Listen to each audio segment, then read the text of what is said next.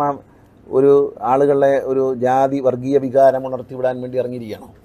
അങ്ങനെയെങ്കിൽ ഞാനൊരു കാര്യം ചോദിക്കട്ടെ, ഈ ചാണ്ടി ഉമ്മൻ ഒരു വലിയ ഭക്തനാണെന്നല്ലേ പറഞ്ഞു? പള്ളികളിലും അമ്പലങ്ങളിലൊക്കെ ഇന്ത്യയുടെ ഒരു വീട്ടിൽ മരണം നടന്നപ്പം അവിടെ ചെന്ന് രാമായണം വായിച്ചെന്നാരണ്ട് പറയുന്നുണ്ട്. അപ്പോൾ അത്രയും വലിയ ഒരു നന്മയുള്ള ആളാണെങ്കിൽ ചാണ്ടി ഉമ്മൻ ആദ്യം ചിന്തിക്കേണ്ടത് ബൈബിളിലൊരു വചനമുണ്ട്. എന്താണെന്നറിയാമോ? ദൈവം നീതിമാനാണ്, അവൻ നീതിമാനോടൊപ്പം. കള്ളസാക്ഷി പറയാൻ പാടില്ല എന്ന് ഖുറാനിൽ പറയുന്നുണ്ട്, ബൈബിളിലും പറയുന്നുണ്ട്, എല്ലാ വേദപുസ്തകത്തിലും.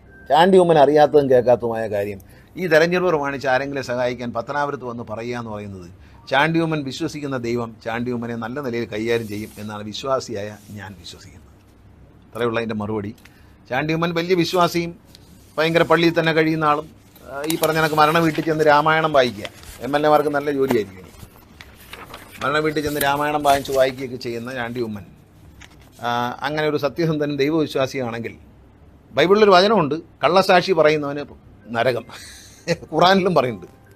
അപ്പോൾ കാണാത്തതും അറിയാത്തതുമായ കള്ളസാക്ഷി പറയരുത്. അയാൾക്കറിയാമോ അതിനെക്കുറിച്ച്? തെളിവെല്ലാം ഉണ്ടോ കയ്യിൽ? കൊട്ടാരക്കര കോടതിയിൽ എനിക്കെതിരെ ഒരു കേസ് കൊണ്ടു കൊടുത്തിട്ടുണ്ട്. കുറേ കാലമായിട്ട് നടത്തിയാണ്. ഒരു തെളിവോ ഒരു വക്കീലോ അവിടെ ഹാജരാവില്ല.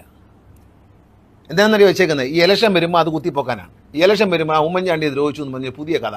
ഇത്രയും കാലം ഉമ്മൻചാണ്ടിയുടെ മകനായ ചാണ്ടി ഉമ്മൻ അറിയാത്ത ഒരു സീക്രട്ട് ഈ ഇലക്ഷൻ്റെ തലയ്ക്ക് തലേന്ന് ആരെ പറ്റിക്കാനാണ് ഇറങ്ങിയിരിക്കുന്നത്? നമുക്ക് കുറച്ചുകൂടെയൊക്കെ ഒരു രാഷ്ട്രീയ ശരിയാണ്, ചില മകതിരിവും ലജ്ജയൊക്കെ വേണം. അങ്ങനെ ചെയ്ത് ഇത്രയും കാലം ഇല്ലാത്ത ഒരു ഒരു ഒരു ഒരു ഒരു കണ്ടുപിടുത്തം അദ്ദേഹം ഈ ഇലക്ഷൻ പ്രമാണിച്ച് അസംബ്ലി ഇലക്ഷൻ അടുക്കുമ്പോൾ ഇതൊരു ചെറിയ അസുഖമാണ്. ഈ അസുഖത്തിന് മറുപടി ഇത്രയേ ഉള്ളൂ. ചാണ്ടി ഉമ്മൻ വലിയ വിശ്വാസിയാണ്, എല്ലാ പള്ളികളിലും പുതുപ്പള്ളി പള്ളിയിലൊക്കെ എപ്പോഴും അങ്ങ് ഇരിക്കുന്ന ആളാണ്. എങ്കിൽ ബൈബിൾ എടുത്ത് വായിക്കുക. കള്ളസാക്ഷി പറയുന്നതും നീതിമാനായ ദൈവത്തിൻ്റെ വിശ്വാസിക്കുന്നവൻ നീതികേട് കാണിച്ചാൽ അവനെ ദൈവം ശിക്ഷിക്കുമെന്നാണ്. അത് രണ്ടും എടുത്തു വെച്ച് വായിച്ചേച്ച് അറിയാത്ത കാര്യങ്ങൾ പറയുക.